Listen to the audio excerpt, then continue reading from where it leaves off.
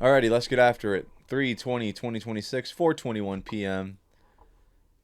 Beautiful weather, guys. If you are from the Chicagoland area, we're having great weather today. Um, Great weather. I honestly don't agree. Great trades. So obviously the biggest thing that's happened this week is the Jaylen Waddle trade. Jaylen Waddle goes to Denver. I Jaylen Waddle had a very good. There's a lot of things. Okay, there's a lot of counter arguments to this argument. I understand all of them. It's just at this point in time, it's kind of difficult to justify. So Miami gets Denver's first, third, and fourth round pick for this year, I believe. I believe that's what it was. The thing that I screenshotted didn't have the trade, like the whole breakdown of the trade yet. So I know guaranteed a first. I knew that. Yeah, I remember hearing And I about the believe it was a third first. and fourth, and then, or maybe it was a third and seventh, and Denver also got a fourth with Jaylen Waddle. Okay. Those could be swapped, but either way, I'm like, dude, Jaylen Waddle hasn't really done much. Granted, has not had a quarterback, but the problem is, I'm like, dude, based off that, still like, his fault, not his fault. Yeah. That's a lot of fucking value for Jaylen Waddle. It is, but he's extremely talented, man. He is. He really is. And, I think he yeah. could, like, on the right team. I think he is, honestly. I mean, to me, I would say first, he's. though, is kind of. That's just a lot to me, man. It It's is, like, but he's a guaranteed, like, if he could very easily go to the Broncos and he could be wide receiver one. outperform Cortland Sutton, who is pretty damn good. Yeah. Like, Cortland Sutton's legit. So if he takes over number one on Denver, I mean, it's like, yeah, you're guaranteeing that, as opposed to maybe you take a guy in the first round and it takes 2-3 years to get him to that point, and that's if he gets to that point, you know. So I mean, for Denver as a team, that's the position they're in right now. I think it's a great move for them. Good luck to him. The Dolphins clearly at this point just blowing it all up, like we discussed months ago Yes. about what they're going to have to do, and that's pretty much it. Another thing I'd seen about them, though, is that they've been getting a lot of calls about Devon Achane, and they're saying no. That would be stupid. That would be dumb. We are keeping him. Yeah, what's he going into? Only his third year, right? Yeah. Yeah, I mean, so. He's still on his rookie contract, so that's obviously huge for them. Yeah, and he's phenomenal. Like, Yeah, that great guy's a player. phenomenal talent. Yeah. He'll probably be good for quite some time. 3-4 years, I'll give him, honestly. I don't know if he's even peaked yet. No. Based off I of, don't like, think so. statistics. You put him on a team with a fucking really good O-line. Yeah. And, like, good quarterback and, like consistency. Yeah. Man, you put him in the right scheme, he could legitimately be... He's right up there when talks with RB1, like, in the league. I mean, he is in, like, right borderline on that echelon of, like, Jahmyr Gibbs-esque. He's very good. Very, very good. And then another big trade news, familiar trade news to us, Justin Fields goes to the Kansas City Chiefs. Other teams were interested in him, and he said, no, I want to go to the Chiefs. He's desperate to win, and I don't blame him. Desperate to win. Probably desperate to actually... For coaching. I mean, honestly, like, seriously, you could make arguments for all these situations that, you know, he just didn't have a good system around him, like a good... Not even system, but just coaching staff in general. I mean, he had Eberflus. He had Nagy first. Eberflus. Then, okay, he went to the Steelers, Mike Tomlin. It was going good, and they were like, fuck you, we want Russell Wilson. Yeah, he won 3 games in a row and played pretty solid, and they're like, yeah, peace. Yeah, like, we want Russell Wilson. So that was stupid. And then goes to the Jets. Obviously, the Jets are an absolutely pathetic excuse of a football organization. And then now he wants to go to the Chiefs. So, honestly, not horrible. He's probably thinking, like, hey, if Sam Darnold can do it, if Daniel Jones can do it, I can do it. I go sit behind someone who actually knows ball, some coaches that actually know ball, and potentially flourish from this. I wish him the best of luck. I hope that it does work out for him.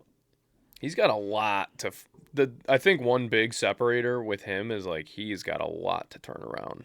He does. Like, Daniel Jones, before, like, when he was with the Giants, had flashes of, like, really good moments where it's like, oh, shit, okay, he's legit. Fields had flashes, but they were just, like, kinda far and few between. Yeah, way farther and few. Yeah, and same with Darnold. Like, Darnold showed so much promise for a decent chunk of his early year, and it's like, you know, same shit, like bad organizations, this and that. And like, we would see Fields have good games. like the Thursday night game against Washington. But a lot of it though, you think now, like how many years he's in, like a lot of it was because he was using his legs so much, and he's definitely going to still. Yeah, which he should, But because that's also something that's like, okay, we have a quarterback that's dual threat. but what year was he drafted? 21. 21. Okay. So I mean, he's 5 years in. Like he's 3 years short of Lamar. I mean, you already seen how much Lamar's slowed down on the running. Granted, he is a way better quarterback and cannot afford to lose his arm in the game. 100%. But like, he's already gonna start entering that territory of like, how much do I really want to keep using my legs and taking big hits? Yeah. Which, I mean, hopefully he can improve on the arm because Justin Fields has a cannon for an arm. I mean, we see him throw the ball really well at Ohio State. Yeah. He didn't run as much as he did once he got into the league at Ohio State. He threw a lot and accurately, deep especially. Like he was good. He's got such a fucking big arm. But it's like, which one are you talking about here? His arm, dude. I said his arm. I guess it's all up to interpretation. Get your mind out of the gutter, dude. But yeah, I mean, I don't know. Wish him the best. This is probably one of the best situations you could possibly go to in the league. It's probably one of the best. I'll say one of the best. He could go to like the Rams. If you want a starting job, it depends what point he's at mentally. If he's if he's in the mental state, what you said, where he's like, I want to learn, it's good coaching, great quarterback to learn from. I would imagine he does, because there's no way he picks Kansas City thinking like, I can have the starting job. Of course. So he definitely has to be going with that mindset of like, this is a stepping stone for me. This is all it is. It's not like a final spot. This is like. Can you imagine he goes into Kansas City thinking that one day he's going to be the starting quarterback? Dude, people were saying, they're like, dude, don't forget Justin Fields. Like, he's gonna probably be playing like the first 3 or 4 games. Possibly, yeah. There's a good chance. Mm-hmm. So they're like, dude, just get us 3-0. I mean, I'm curious. I'm actually just really curious to see how he's going to look when he does inevitably. He's going to start probably a minimum of 2 games. Yeah. 3 or 4 is probably like the cutoff for sure. I can see him absolutely lighting it up. And then someone's going to trade for him and then just lays an egg.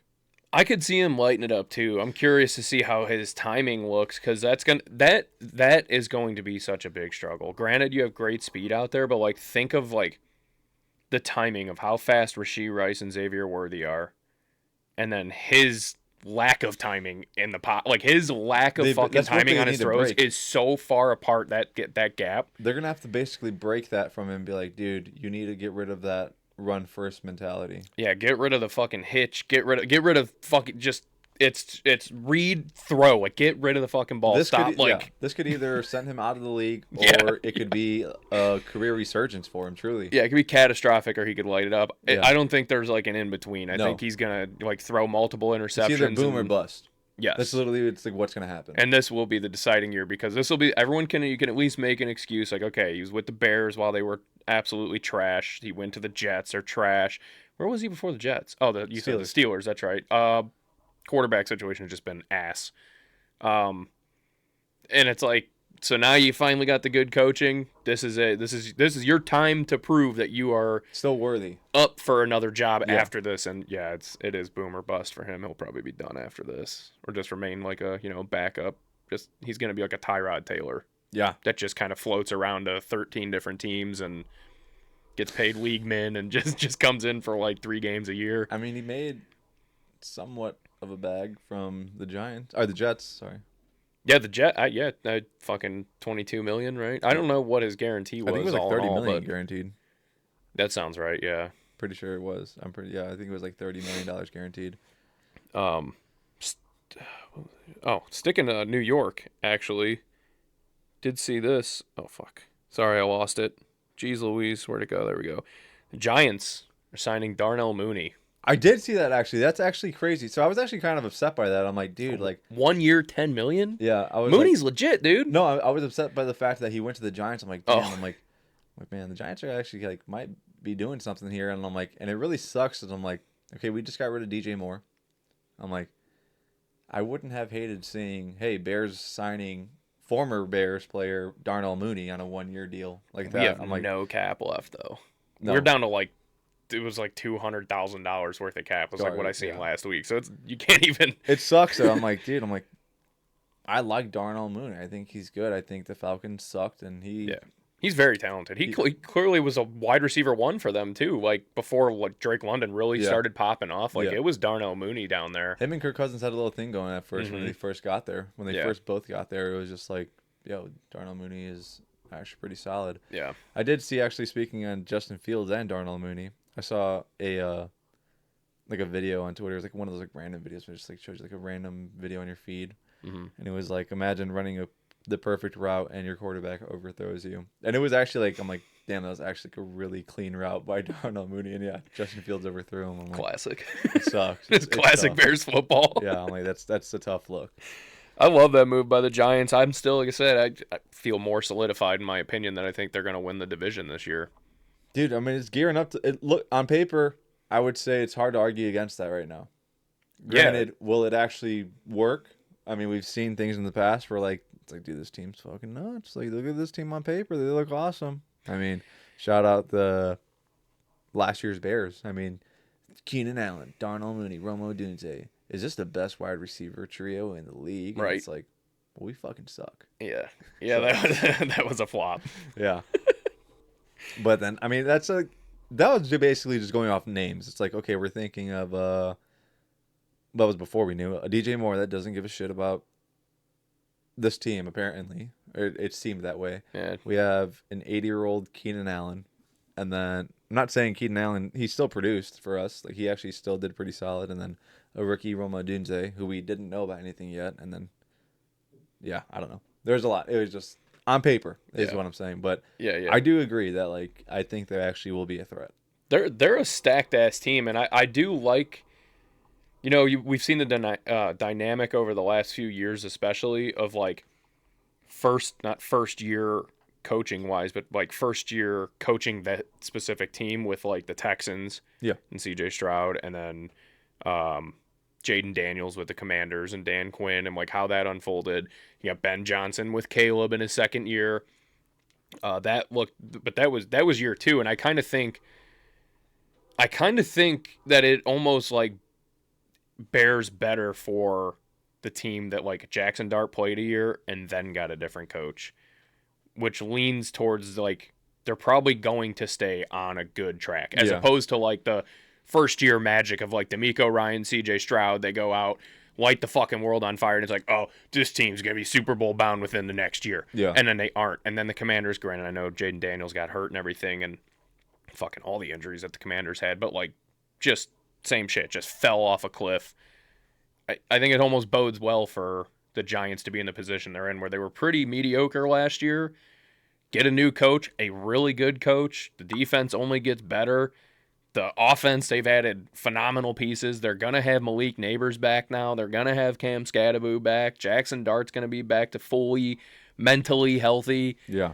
It's going, and it's going to be great for them, dude. On paper, should be great. I don't mean to cut you off. You got to shit really bad. No, I don't should you? take a work call real quick. So let's have you carry this, and then I'll be right back.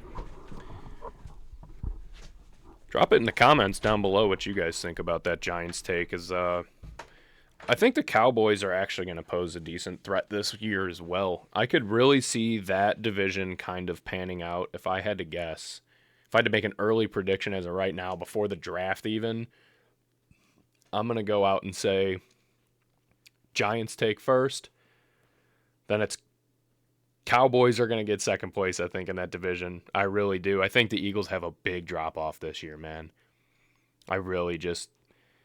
The shit with A.J. Brown, them losing a bunch of big pieces, like, I just don't see it working out well for them this year. Jalen Hurts... He's good, but, like, is he that good? Is he that good? I mean, he's going to have to rebound big time. He's got to really start stepping up as, like, an actual quarterback. He can't keep making it through every year with, like, 2,600 yards. It's kind of at that point now. But I think the Cowboys are going to take second in that division. And I'm kind of torn if I don't know. The Commanders are probably the most up-in-the-air team in that division to me. Really, because I can't think of one important move that they've made this offseason so far. And I wouldn't be shocked. I wouldn't be shocked if they come in last in that division again. But for sake of timing-wise, right now I'm going to say Giants, Cowboys, Eagles, Commanders. Get a phone call and they don't even answer. You call them right back and they don't even answer. Don't you love that? It's the worst. I'm like, what'd you do? Just like fall off the earth in like 20 seconds? I mean, that's what all it was. That's exactly how it happens every time. The Eagles are trying to make moves. I was just referencing that division. They signed Marquise Brown to a 1-year deal. Getting rid of one Brown to sign another. Hopefully the second one works. Does Brown 2.0? Hopefully it works better for you. What can Brown do for you? Is AJ Brown still on the Eagles, ain't He is currently, but obviously they're trying to make something work to get rid of him? They have to.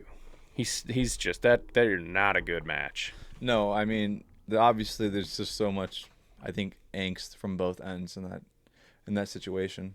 That relationship is just it's not good. It's toxic. It's very bad. It's toxic it's very very bad. I think honestly it's. I don't know. I feel like it's mostly AJ Brown. I do too. You can't read. You're fucking reading books on the sideline during games. Come on. Yeah, reading during playoff games. Come on. But also, I mean, I don't care if you're winning by 30. Yeah, I mean, trying to seem edgy, which is corny as shit. I hate that. Yeah.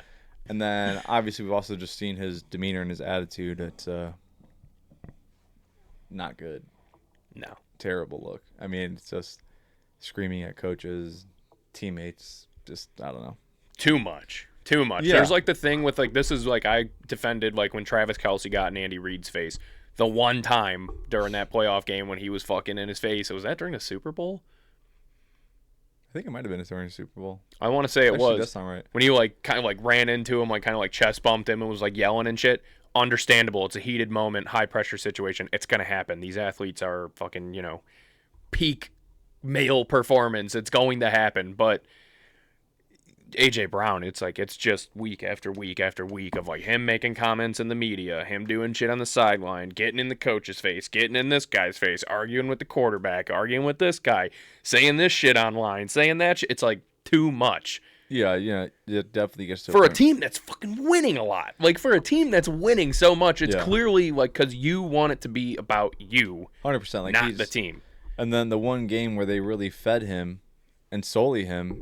200 yards and you lose. Yeah, they lost. Yeah, to the Bears, the Chicago Bears in Philly. In Philly too. It was fucking awesome. That was one. I was actually very nervous about that game. Everybody was. That was the game that defined how good we were. Really, at that point in the season, like that was the one that everyone was like, "All right, are they going to get blown out here? Like, is this going to be a serious game?" Yeah, it was pretty much like the game where everyone was like, "Are the Bears the real deal?" Like, sure, they've been winning, but they've been beaten up on bad teams. It's like Philly. I think everyone's like Philly's going to handle them. Mm-hmm. This is a really really good team, and it's like. Yeah, we went into Philly and smacked that ass. I mean, we had what DeAndre Swift had like 140 yards. Mononga had like almost 300 rushing yards, something like that. Yeah, it was over 200. Yeah, they put belt to ass that game, and that was that's what you get. I mean, AJ Brown gets fucking 200. Arguably at that point the best defensive front in football. If not one of the best, very good. Yeah, top 3, top 5 for sure. And then the Eagles are obviously trying to get rid of Jaylen Carter too. They're trying to ship him out. Mm-hmm. I don't know, man. That's what I said. I made my prediction. Like I said, I think it's Giants, Cowboys. I'm gonna put the Eagles above the Commanders because I can't think of anything significant they've done. Cooked, dude. I mean, that's the whole thing. Back to like the Giants argument is like, what they need to do is keep Jackson Dart grounded, basically. Yeah. Like C.J. Stroud. Calling himself a top 5 QB after his rookie year. Jaden Daniels, I don't even know that he was so much like cocky or arrogant, but it's just like he was flashy. He was like the cool thing when they first came in. It was also huge because it's like, dude, he's better. He looks better than Caleb Williams right now. It's like Caleb Williams is the first overall pick and all that stuff. And it's like, well, like we call on the show, they got figured out pretty quick. I said, like, give them a year tape on them now, and it's like people are going to start picking that apart. Yeah. Also, the sustainability of his health. Mm-hmm. We also saw that happen. I don't know. It's just keep Jackson Dart grounded, and I think you guys will be fine. I think so. I think so for sure. They look to be a good team. Sticking on the Eagles too. I don't think Darius Slay retired finally. It's about time, dude. I mean, 13 seasons. Big play Slay. I mean, I remember him in Detroit. He was like the best thing about Detroit. Yeah, for a little bit there because they were obviously abysmal. That's another move the Eagles have made. They traded the Panthers for Andy Dalton. They got a 2027 7th round pick. The Panthers did for Andy Dalton. Andy Dalton is still worth a fucking a 7th round pick. Draft capital. It's crazy. Draft capital. That You can is use that to trade. It's like, hey, we'll throw in this 7th too. I mean, for the Eagles, why not? They got rid of Kenny Pickett. Who was that other kid that came in last year towards the tail end of the season? He kind of lit it up, didn't he? Fuck. I don't remember his name. I know who you're talking about. Yeah, he came. He played like one game, and he had like a really good game, and everyone was like, "Damn, actually, hold on, this kid's like pretty legit." I can't remember who the hell his name is. Yeah, I mean, I know what you're talking about though. And then I guess really sticking on DBs too. Colts, just like we were talking about last episode, he said still got some holes back there in that secondary. They signed cornerback Cam Taylor-Britt from the Bengals back under his old defensive coordinator Lou Anarumo. Are the Colts attempting to reenact what the Bengals defenses looked like for the last 6 years? I truly think they're trying their best. They got a solid D end, and everyone else just blows ass. We'll see.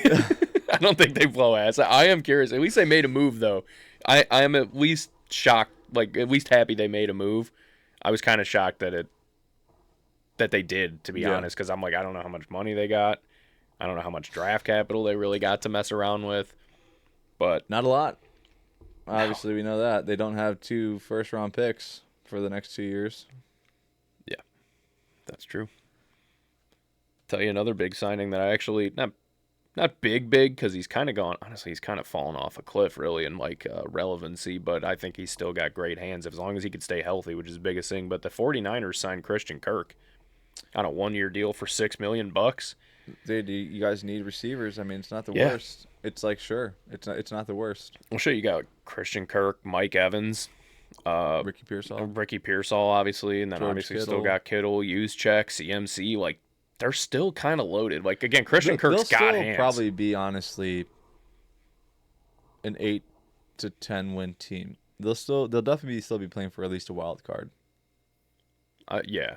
I'll give them that. Barring, like, major injuries. Which obviously is a common theme in San Francisco. It very much is. The substation. That kind of died off, huh? As soon as football died off, people 100%. just stopped looking into it until next year when something happens, and they're going to be like, wait a minute, the substation. Yeah. So you're talking about that one that's been there for 45 years? Yeah, that one. Yeah. The Bears added depth on the D-line. Have you seen that? We got James Lynch from the Titans. I did see Got that. him on a 1-year deal. I did see that. Who? Yeah. What? Pretty much. Don't care. I guess if maybe somehow, some way, one of these guys just like decided to ball out, that'd be great. Huge. But I'll tell you what. Week 1, I know Caleb Williams should be the last guy running out of the tunnel. But if we don't fucking let Jack Sanborn run out of that tunnel to enter Sandman by Metallica. Dude, he's Jack back. Sanborn's back. Yeah. He's back, dude. The hometown kid is back. Sandman, I am dude. so happy about that. I fucking love that move, dude. I actually don't hate it at all, just because of the fact of like we saw him play and he was like, yo, this guy's actually like pretty solid. I was bummed when we got rid of him because I was like, Yeah. dude, he's a great linebacker. Why are we getting rid of him? Yeah, it's like, okay, people are now making the argument that like linebackers are pretty, not that they're irrelevant, but they're not that like prevalent or important of a piece anymore. And it's like, there you go. It's like, that's the perfect guy. He's good, like good enough. Like he's not like an elite linebacker, but he's a very solid linebacker. And it's like, you can get him for a bag of chips. Yeah. And it gets goofy. I mean, for him, it gets goofy when you start looking at like position names, like you're talking about like the relevancy of the linebacker position, because Particularly off-ball linebackers. that's what I was gonna say. Because you could look at like Micah Parsons, like what is he considered? Yeah. In your eyes, because like most people, he kind of is just referred to. I want to say if you look it up, he's probably considered a defensive end. I think it's. But he's technically gets referred to as a linebacker, so it's an like kind of linebacker. Yeah, it's goofy. So like, I think it's all based on your like your formation, like what kind of defense you run. Yeah, it is. Yeah. Like if you run a 4-3 defense, obviously you have the front 4, so 2 DNs, 2 D tackles. But honestly, him, Ruben Hippolyte, TJ Edwards, who else? DeMarco Jackson. Yeah, right. Yes. So that'll be our 4 linebackers. And honestly, I don't hate it. I mean, we saw our backup linebackers come in and ball out for like 3 weeks. I definitely think there's a lot. I love it. I like getting him back a lot. Yeah, I would definitely agree. I'm not upset by it. I did see that, and I was like, yeah, that's actually kind of cool. Like, it's awesome. And it better be him coming out of that tunnel last week one, because it would get the crowd so pumped. It would, honestly. I mean, who doesn't get juiced up listening to Enter Sandman? Like, when a player walks out, it's awesome. Yeah, I mean, it's very cliche and overused in every single sporting event. But it absolutely hits every single time. It does. It does. It yeah, hits it's a time. good. It's a staple. Yeah, I would definitely agree. What is this? Okay, so we had another trade happen 57 minutes ago. Did you see this? Mm-mm. Falcons-Eagles trade. Falcons and Eagles swapped 4th and 6th round picks, with Atlanta also acquiring safety Sidney Brown. Whoa. Huge. I guess it's been a slow news week in the NFL past few, or not a news week, but the last few days really haven't done too much. No, not really. It's honestly it's going to be pretty slow and quiet until the draft. It's the big ones happened in the first week of free agency, Yeah, and then 100%. it's basically until the draft nothing really happens. I didn't have anything else on football. I mean, we got baseball. Obviously, we saw what happened. Venezuela wins the World Baseball Classic. Dude, okay. Tragic, dude. I mean, watching that game though. Did you watch the game? Mm-hmm. Did you see the intro though? I had talked to one of my buddies from work, and I'm like, dude, I don't like Aaron Judge, but like, Aaron Judge on Team USA, fire. I'm not even kidding. That is so funny you say that, because as I was watching that game when he came up to the plate, I think it was in like the 7th inning. And I just and like as they were like talking about him, and I'm just like, dude, he is so incredibly good at baseball, Yeah. and he's going down as one of the greatest fucking hitters ever. Yeah. And then they like put up his stats. It Like he just batted sucks. fucking 331 last year, had like It a just sucks that he 1100 plays OPS. for the Yankees. Yeah, and that's why it's like it's funny you said, because that's exactly what I was looking at when I like just looking at him at the plate. I'm like, this guy rocks. this man is fucking terrifying. Yeah. As the fact that he's a baseball player, I'm like, God damn, this is like the epitome of a baseball player. And then it's like, he's not on the Yankees. I feel happy I can root for him right now. So like they showed like first the Venezuelans coming out with, by the way, stacked fucking roster. They have a pretty solid ass roster. Their bullpen was stacked. Yeah. But they showed them coming out. They had like the flag. And then they like go to like the other side, Team USA side. Aaron Judge first one coming out with the flag on his shoulder. I'm like, yeah, that's actually kind of fire. I'm like, that was actually sweet. That was sweet. The game obviously rough to watch, and then obviously Bryce Harper, who couldn't get his bat going all classic. Well, shit. Neither could Aaron Judge either. He batted like 193. Yeah. Playoff Judge showed up. Yeah, it was not good. But then Bryce Harper pulls the AED out, sparks life in Team USA. Bro, that was incredible. That was absolutely wild. And this he is nuked really that fucking ball like to center. Corny and lame to say, and people might cook me in the comments. I hope they do, but this is the word I'm going to use. That was fucking aura, dude. I'm like, by the way, I mean, you're gonna get extra glaze because, like, arguably my favorite player in the MLB. But I'm like, dude, that was fucking sweet. And he's rounding third, he salutes, and then he like points to the flag on his sleeve. I'm like, that was tough. That was awesome. That was awesome. It is, even though it's a bummer that marketing got in the way of that, and he pointed to the wrong one first because it's fucking capital One on his arm. But super lame. Yeah, super lame. Took the aura away from the moment a little bit when he goes. Yeah. It's pretty funny. Not Capital One. Yeah, it's so funny though. Yeah, and it sucks because it's gonna go down. Like it's just gonna be a forgotten about moment, really, in history because we didn't win. Had we have won that game, that's going down as one of the greatest moments in American sports, like world sports, ever. Yeah, 100%. Because it was 100%. a great. Like both teams' pitchers were phenomenal too. Like, dude, Nolan McLean was awesome. 24 years old. When they said that, I was like, God damn. I'm like, that's crazy. Yeah, and he had his rookie year was last year with the Mets, and he's got nasty shit. I'm like, wow, this kid is good. They were saying, what did he throw? Like one of his pitches was like 99. I think like his first pitch was like 99 four seam, and they were like, yeah, they would probably like to see him, dial it back a little bit. But then it was interesting how they were saying like, in this game and like the Classic in general, they're talking about how like management from the teams would be like, no, this guy's not playing, or this guy's going to be limited to this, or this guy can only come in this scenario. It's like they're like, okay, yeah, cool, World Baseball Classic, but we're more concerned about our season. Well, yeah, Which they definitely should be. I do agree. Yeah, especially, I mean, it's a week away. But it, like, sucks, dude, because I'm like, it just, like, takes... Think about how much more awesome it would be if it was just, like... It does. Let the boys, like, cook. It does, but at least it's not like think about, like, the fact that these guys are willing to grant it's not a contact sport, but just the risk... This is actually perfectly segues into this is, like the Cubs did that with Daniel Palencia. Yeah. They did not want him in it at all, really. They were like, we don't want him to throw.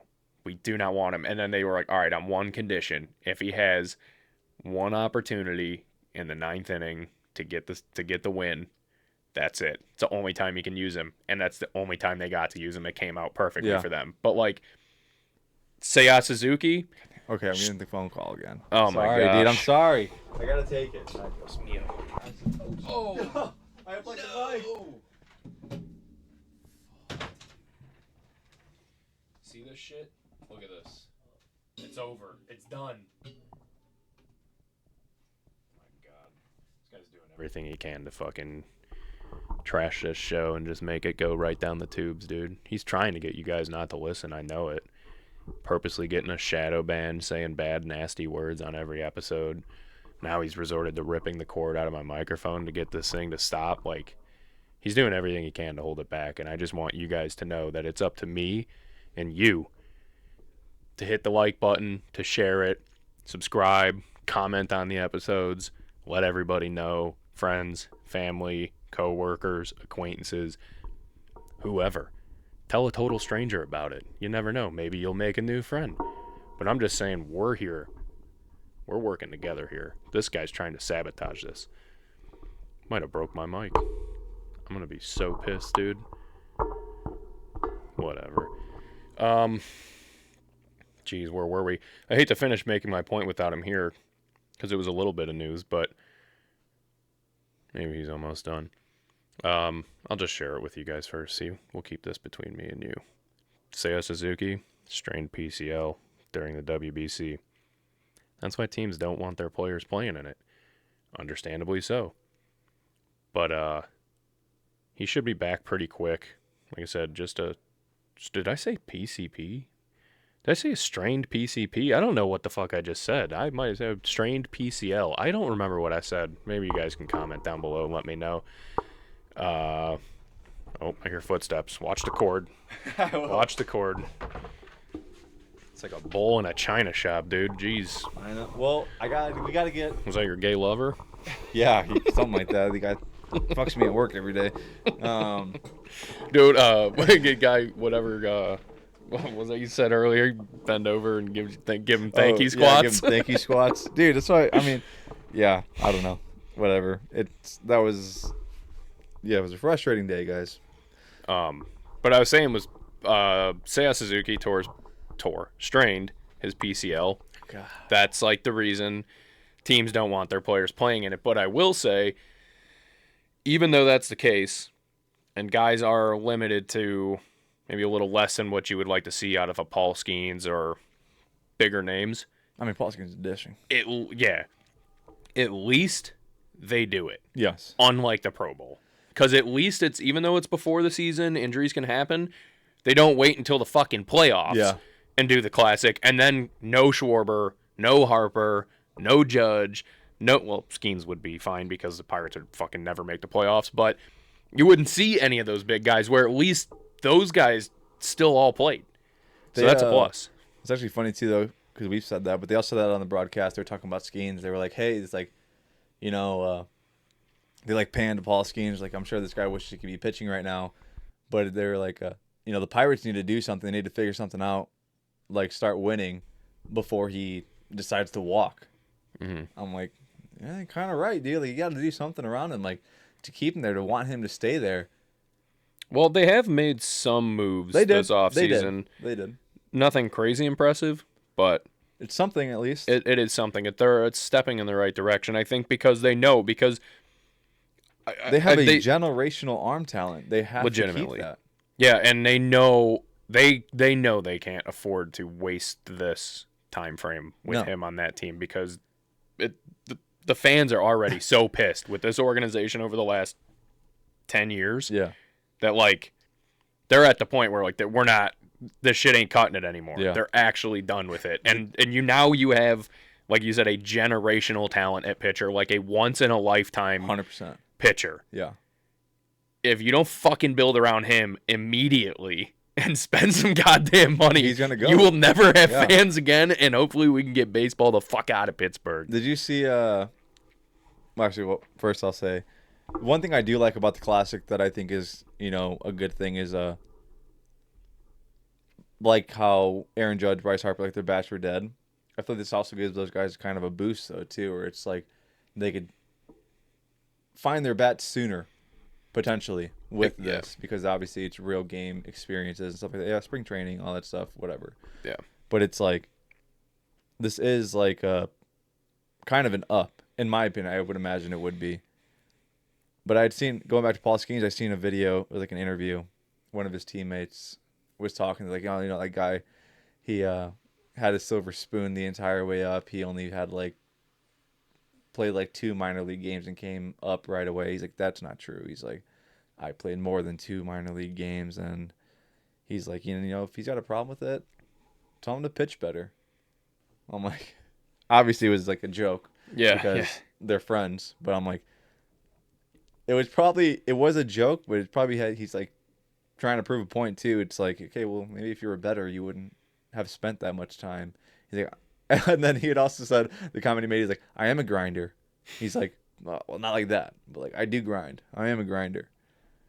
Yeah, I mean, the dude, it's just, he can't, it's funny because, like, you can't even trash talk him. Like, that's why it's funny when it was like, just pitch better. He's like, yeah, I was fucking 21 when I started. Like, I was so good that, they were like, just get him up here. Yeah, like, this guy, like, he's ready. Come on. Yeah, he's ready. This is good. Immediately, and it wasn't like he's got great speed and great off speed stuff, but he has no command. Like, he came in and was just fucking dialed from moment one and just has gotten nothing but better. Dude, like I said, though, he regressed from his rookie year. His ERA. It went from a 189 to a 192. Yeah. Regression. Yeah, He's done. especially. And that's what's crazy, too. It dropped 0.03 points with his team being worse. He was winning if he had a team that was even scoring 5 runs while he was pitching, his ERA would have been fucking 122. His record didn't reflect his dominance because of his team being absolutely garbage. But goddamn, is he good? I mean, anyone with eyes who is even glanced at baseball understands what he is and who he is. Yeah, I'm trying to look up for I can't remember what his record was last year. It was bad. He had a losing record. Yeah. Why is that not on here? Oh, here we go. Oh no, he ended up 10-10. That's right. As I say, I knew he was like on the cusp of like being 500 or above 500. Awful. He went from a 196 ERA in 24 to a 197 ERA. Terrible. That's what it was. It's absolutely terrible. I mean, that's just so he's just absolutely absurd. Also, too, he only had a 0.01% higher ERA, and he pitched 54 more innings than he did the year before. God, that is so ridiculous, dude. I mean, yeah, he's phenomenal. And again, the World Baseball Classic, it's a good thing that these guys at least get to play. Granted, they're limited, but that's understandable. But it's a good thing that you at least get to see the best of the best go out there, even if they do shit the bed. Because in all honesty, for a team that is going to be hard to beat on paper, going to be hard to put together a better roster in the foreseeable future for Team USA, fucking pathetic. Over 6 games to score like 18 runs. Yeah, I mean, you're talking the most stacked roster you could possibly even. This was the roster that you fucking play as when you're playing like MLB The Show and you choose like the fucking. When you're building your Diamond Dynasty. Yeah, when you do like the exhibition mode and it's like a Hall of Fame team. And it's just literally the best of the best. It's like fucking Ty Cobb and fucking like everyone. Like, that was this team. Yeah, it sucked. It really did. I feel like that's how I feel about like some. Honestly, it was a God Squad, Where I'm like, sometimes I just feel like these guys are all so good Mm-hmm. that it's like they'll just never all work together. It just like they just can't fire all on the same cylinder at the same time just because like they're all insanely good, but differently, like in a different way. Now, can I make a point about something that I was also thinking watching that game and then the ending and everything panning out now? This is something I've been thinking about, and I think it's a very interesting point. Everyone wants to bitch about the Dodgers buying a good team. It's so easy to just buy a good team. You literally have a team that is so much better than the Dodgers. Yeah, I'll It's say. every all-star from every position. Yeah. Literally, like every single best player at every position. And they couldn't get it done. That's true. Because sometimes it just don't work. Like you were saying, guys just because they're the best, they don't all just the vibe is off. Yeah. The connection's not there. Like it's just, and I get it. It's a short span. If this team lasted a whole fucking season, it would be, they might end up in Winning 130 games. Yeah, absolutely. Yeah. But it is funny to think that, like, yeah, that is why I do think it's not easy to just buy a team in baseball. Like, no matter how much people want to say, sure, it helps. But, you know, it does take talent. It does take great managing, great decision making, and it takes a good clubhouse vibe. And you need to have a great farm system. We saw some poorly managed moments in this too, as well. Oh yeah, dude, DeRosa's fucking get him out. He's trash, bro. That's just crazy. Yeah. Two times now. Even our roster 3 years ago was phenomenally good. Yeah, I mean, it was. I mean, I'm actually not going to try to. I mean, it ended on Mike Trout facing fucking Shohei Ohtani on the mound. That was just key moment. That was awesome. Dude. I mean, that was like that was peak. That was like, dude. It felt like it was. They're teammates, and they're finally going head to head. Yeah. What year was it? So in 23, right? I think so. All right, so I'm gonna go through the hitters on that list because I can't remember everybody that was on that team. Pete Alonso, Tim Anderson. Yeah, remember him. Nolan Arenado, Paul Goldschmidt, Trey Turner, Bobby Witt Jr., Mookie Betts, Jeff McNeil, Cedric Mullins, Schwarber, Trout, Kyle Tucker. Bruh. I would say this roster was better. Significantly better, but nonetheless, that's a stacked ass fucking. Yeah. Especially go back 3 years. Like, what was Kyle Tucker 3 years ago? Yeah. I mean, Bobby Witt was real young, but like Schwarber was still crushing it. Tucker was phenomenal. Mookie Betts has been phenomenal for that long. Like Paul Goldschmidt was really fucking good. Zesty as could be. Pete Alonso too. Like every one of those guys, and it's like DeRosa just shit the fucking bed with them, and then here we are again. This year was even worse. So it was like a clown show. That Italy game, like not just everything. It's like yeah he's out of there. Get him out of there. Bring in Dusty Baker. Or fuck, let Ozzie Guillen do it, dude. I don't know. I think he has allegiance elsewhere. Definitely. He definitely has He's a Castro sympathizer. He is. That's funny as shit. But yeah, I did think it was like really interesting. Like, man, this just kind of proves that you can't just slap together the best team. Like, just because you pay guys a lot doesn't mean that they're going to be the best team ever. No, that's a valid point. I do. Granted, I know the Dodgers went back to back, but I do agree. It's that's a hard argument against what I'm saying, but it helps to have money for sure. But just God damn, you got to shit. I've heard your stomach at least like 6 times now rumble like that. So it's definitely a gas buildup, dude. I have to poo, and I skipped lunch, so I'm also really, really hungry. The second you eat, you're going to the toilet. I'm just going to go to the toilet first. Yeah. Just going to shower. Oh, my God, dude. Go eat some beat-ups first. Dude, that would absolutely devastate me. That would devastate me. I don't think there's enough space in the bowl for that amount of shit that would come out. I'd be like in a Chappelle show when he shit like lifts off the toilet. Oh yeah, that or like South Park, the episode when they're measuring their shit. I don't know if it's gonna be solid. Oh, that's funny as hell. At this point, all the gas probably just broken it up. Yeah, it's gonna. Yeah. There's so much gas in it. Yeah, it's just gonna it's gonna just be like sandblast the bowl. Well, that thing's really shiny. Oh, that's funny. You polish a turd, it's still a turd. It's awesome. Fuck. It's good stuff, man. I love it. You know what's not good stuff? I'm done with sports. I don't know about you. Yeah, that's fine. Chuck Norris dying. I did see that. I feel like we could dedicate a whole episode. Probably like a short 20, 30-minute one just doing Chuck Norris jokes. They dude, yeah, someone posted like when I think it was TMZ like announced it on X, something like that, and someone was like quote tweeted it. If you want to see what the internet was like in 2015, look at these comments. Yep. Yeah, dude, it was funny as hell reading through them. And it's like, yeah, it's like Chuck Norris is hospitalized, and it was like the people commenting on it are like to check on the hospital, see if it's all right, or like the hospital was Chuck Norrisized or some shit. Like people were just doing everything possible.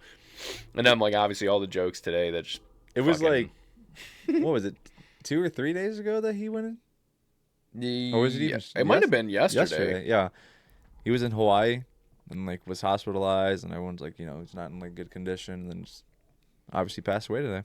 Yeah, it's tragic. He's an absolute legend. He was old as shit. I didn't realize how old he was. Yeah, he's been around for a long time. 86. 86. Yeah. Yeah, he's been around for a long time, dude. He was like one of the like slim few movie stars, actors that was like actually legit badass. Yeah, he was cool. He's not like a Steven Seagal. I did hate though in the third Expendables. I don't know if you've ever seen it. Mm-mm.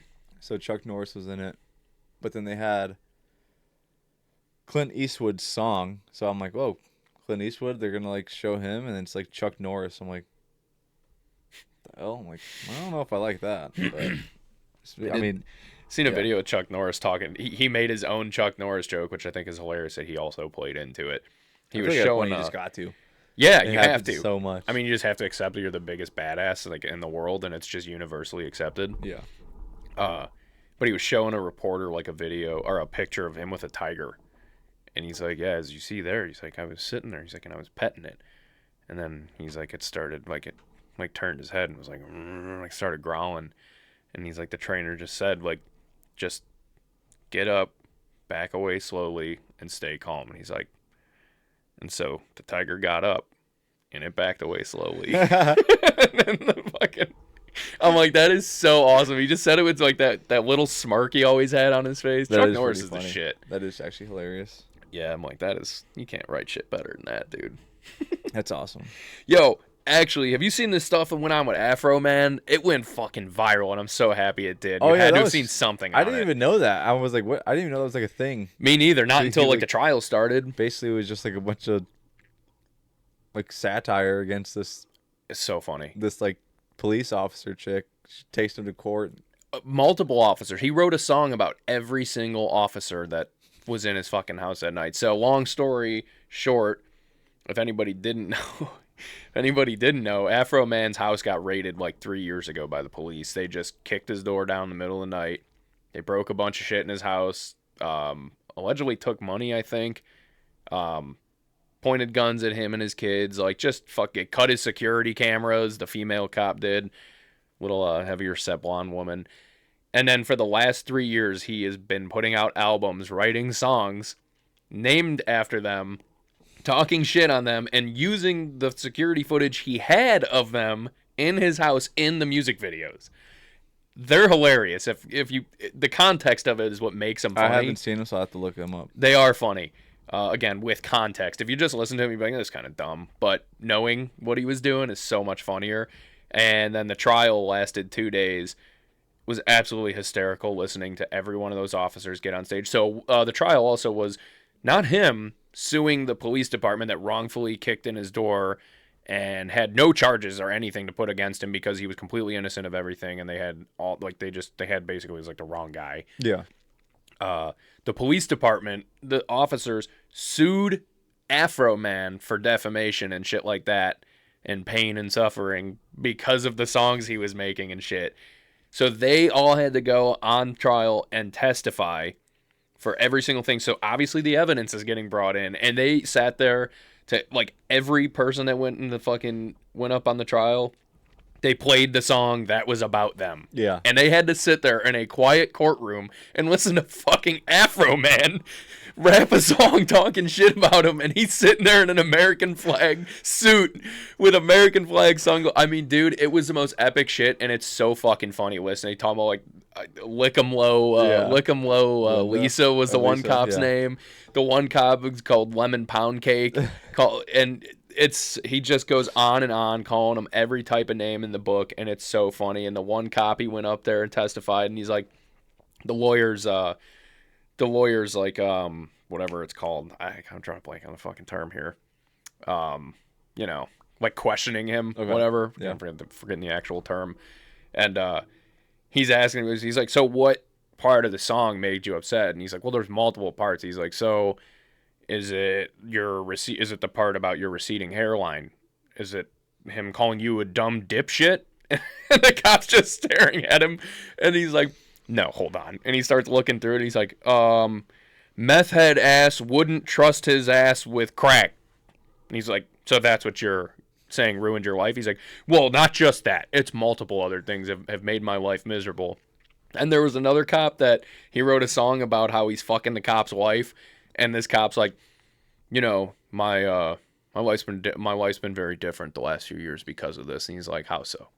He's like, people, you know, I don't. He's like, so you think your wife is having sex with him? And he's like, well, I don't know.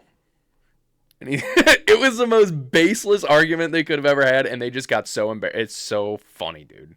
It's a terrible look for them. Yeah, and Afro Man won. The jury. Yeah, I did see that. Favored in his side. They were just like, yeah, no, this is. Yes, yeah. Dude, it couldn't have been. It's actually one of the most epic things ever done by an artist. I would say. Awesome. I love that. It's so funny.